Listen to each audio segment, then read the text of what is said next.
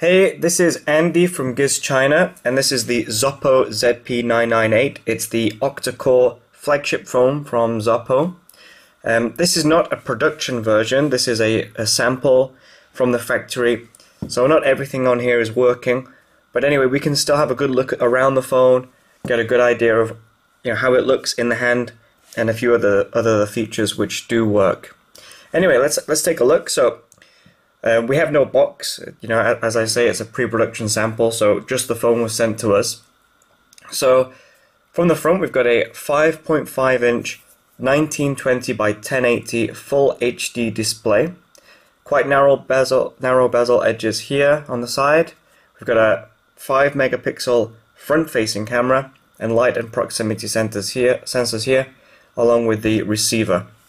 And then along the bottom we have capacitive buttons for the navigation through the Android menus, and these are backlit. On this model, which is the white version obviously, there's a lot of light bleeding around these. Hopefully this will be solved for the production version of the phone. If we turn the phone around, we've got the rear 14 megapixel camera. Now again, on the production model this should have an f2.0 aperture. On this, I think it's an f2.4, so we're not going to do any camera tests or anything with this, as it will be unfair. LED flash, Zopo logo, and an external speaker here. And I'm not sure if you can make it out on the video, but this is like a leather look finish on here. It's slightly rubberized, and it's extremely comfortable. It feels very nice. Okay, around the edges, we've got this silver plastic edge around the phone. The top has a 3.5mm headphone jack. The right hand side has a power button in a good location for your thumb, and we've also got a shutter button here for taking photos on the left hand side, so you can press the shutter button to take photos or on-screen photos too. The base, we have a USB micro USB plug there, and on the left hand side we have a volume rocker, again in a good place for your thumb if you're left-handed, or index finger if you're right-handed. Alright, we'll just pop the back off. Back just pops off like so. Battery's out. This is the NFC chip on the rear of the removable plastic shell. Again, like all Chinese phones and most phones now, it's quite a flexible rear.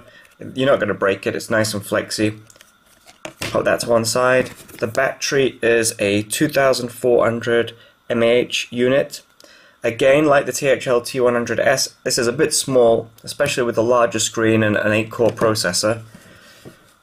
Inside the phone, we've got room for a micro SD card.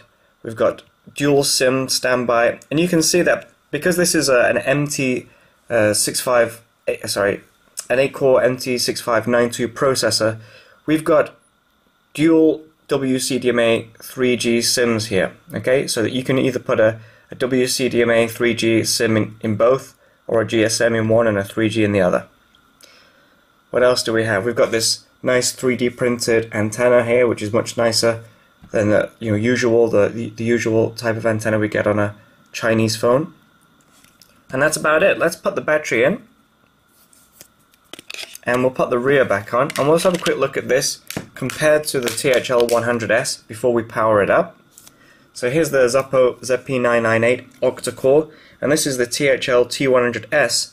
Now, as you already know, the THL T100S is a 5-inch phone, and this is a 5.5-inch phone. And as you can see, there's barely any difference in length. It just shows you just how long the THL T100 is. There's only a few maybe 1 centimeter difference, not even that, 8 millimeters difference between the two phones.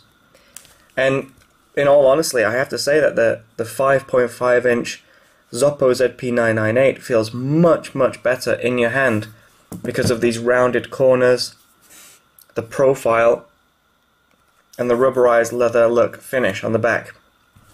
The THL T100 has these sharp edges, has a rubberized finish, but it has quite a strange profile which isn't so comfortable in your hand. Anyway, back to the Zopo ZP998, let's turn it on. And you'll hear the speaker is extremely loud on this.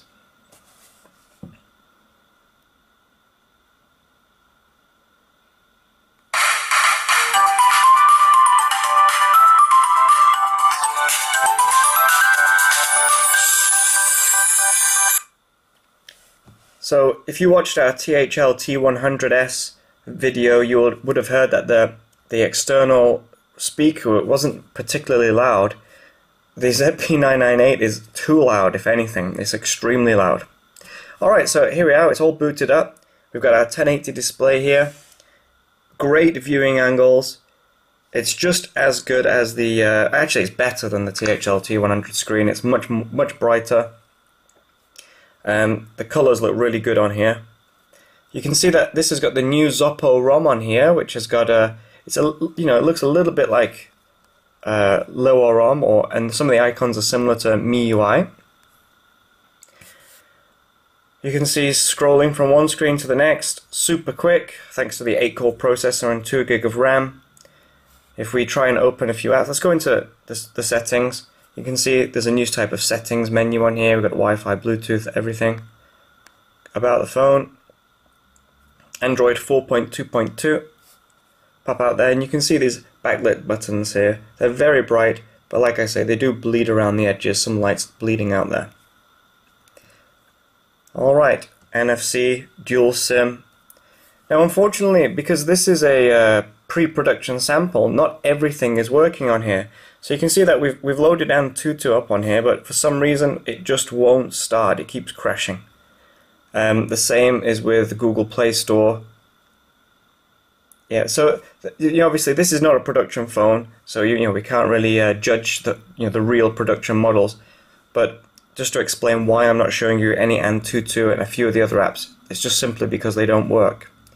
If we just boot up the camera, here it is. You can see it opens much smoother than it does on the THL T100. Taking photos, as you see, is nice and fast. We've got the object tracking just like we do on the THL T100. You can see it's tracking the THL T100 around.